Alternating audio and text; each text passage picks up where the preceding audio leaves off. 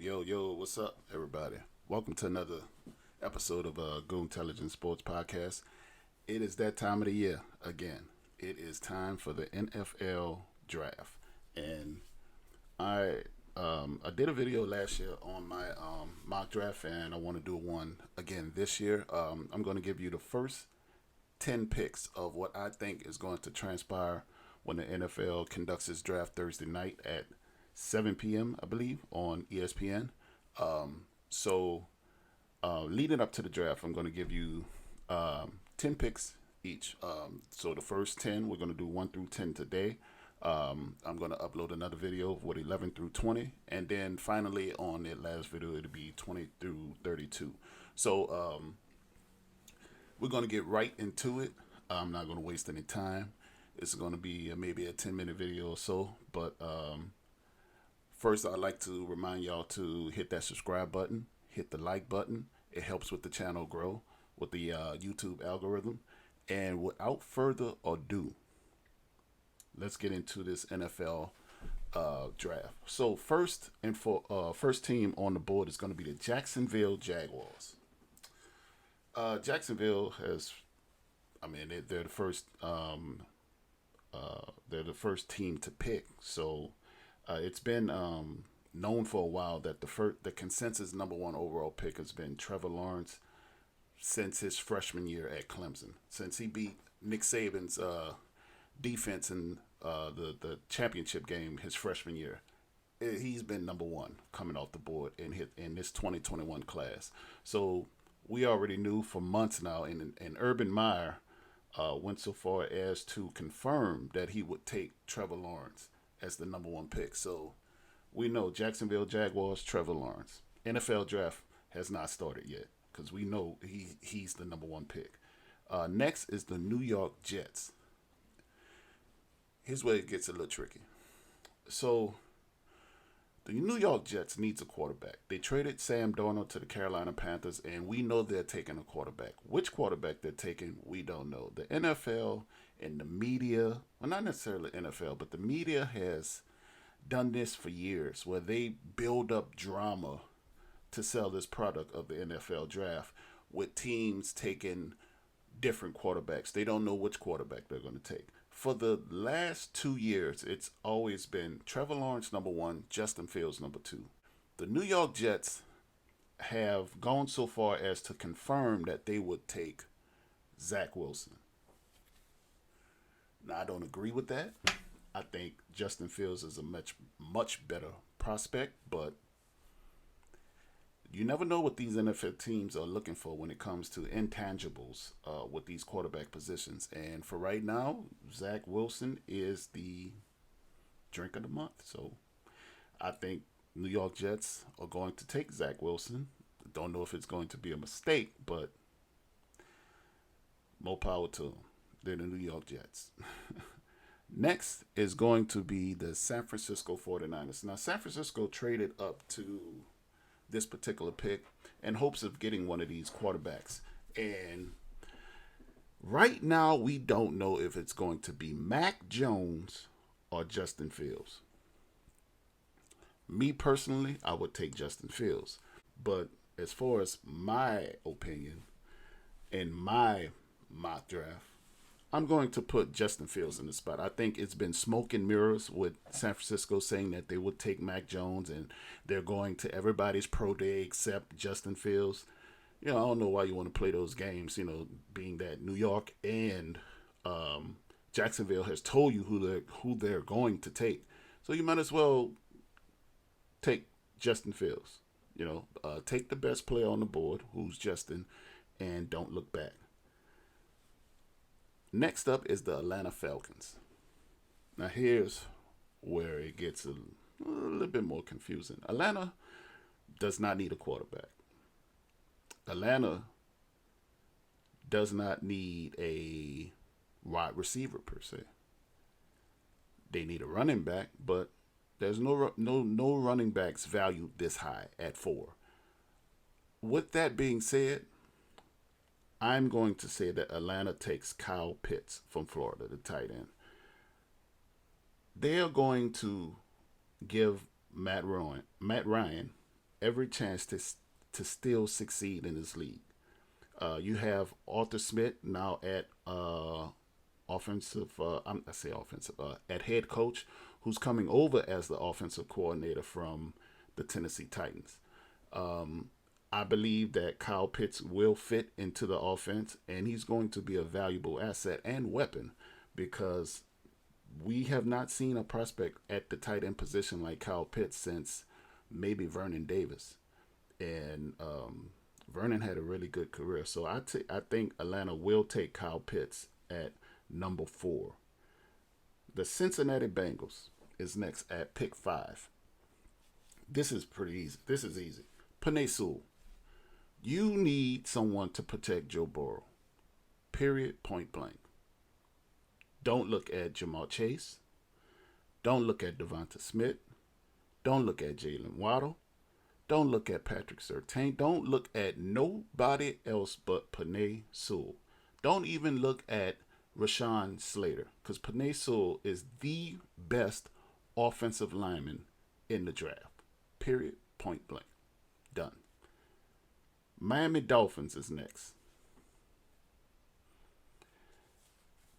Miami, I believe they're going to go to the Alabama well on this one. Hear me out. And I don't think it's going to be Devonta Smith. I think they're going to take Jalen Waddle. Here's why.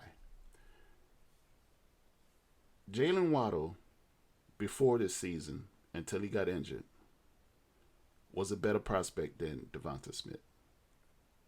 Only when when Jalen Waddle got hurt, did Devonta Smith take off. And I'm not saying that Devonta Smith won't work in the NFL. I'm not saying that. There's something to be said about Tua being at quarterback for Miami that will lead them to take someone from Alabama at the wide receiver position to get him more help and to help him better succeed. So with that being said, I think Miami Dolphins will take Jalen Waddle at 6. Number 7 is the Detroit Lions. Here we're going to start seeing a run on wide receivers. I think Detroit takes Jamar Chase. Here's why. Jamar Chase, without playing this season, is the best wide receiver prospect in the draft. And he didn't even have to play. He's the Fred Biletnikoff Award winner from 2019.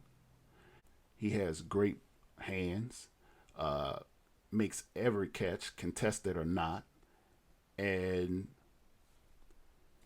he didn't even have to play to be considered one of the best wide receivers in this 2021 class. So with that said, Detroit gets them a very great wide receiver, one to replace Kenny Golladay, someone to go with Jared Goff, their newly acquired quarterback. Jamar Chase goes to Detroit Lions. The Carolina Panthers are next. Here, I see Devonta Smith going to Carolina. Why? You got to get help for Sam Darnold. You do not want to put Sam Darnold in the same predicament that he was in New York.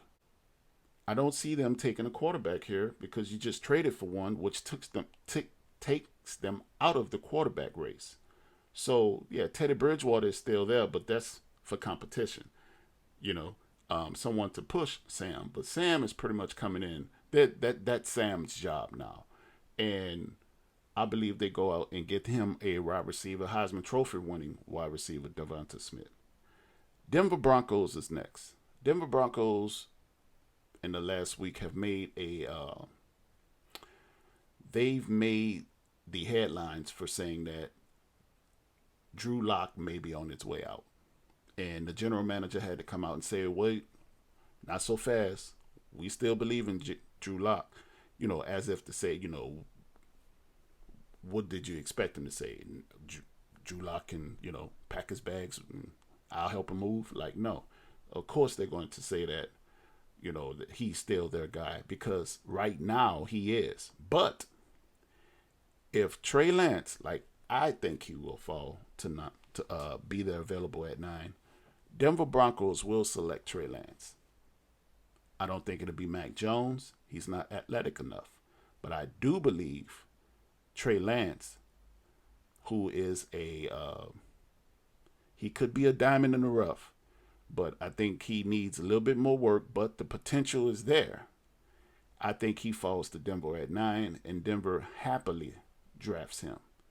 Next is our 10th pick, the Dallas Cowboys. Dallas goes defense here, and they get them Alabama prospect cornerback Patrick Surtain. Good pick. I think Dallas knows their weaknesses. They know that signing Dak Prescott to a long-term deal benefits them more than not signing him. I don't know why it took so long, but they draft defense and hope. And this seems more like a level-headed pick. This is not Jerry Jones, because if it were up to Jerry, I think Jerry would really trade up to probably get Kyle Pitts. But I think they stand pat because they know that giving up multiple draft picks that it would take to trade up at high to at potentially 4 with Atlanta to get Kyle Pitts would be detrimental to the future of their team.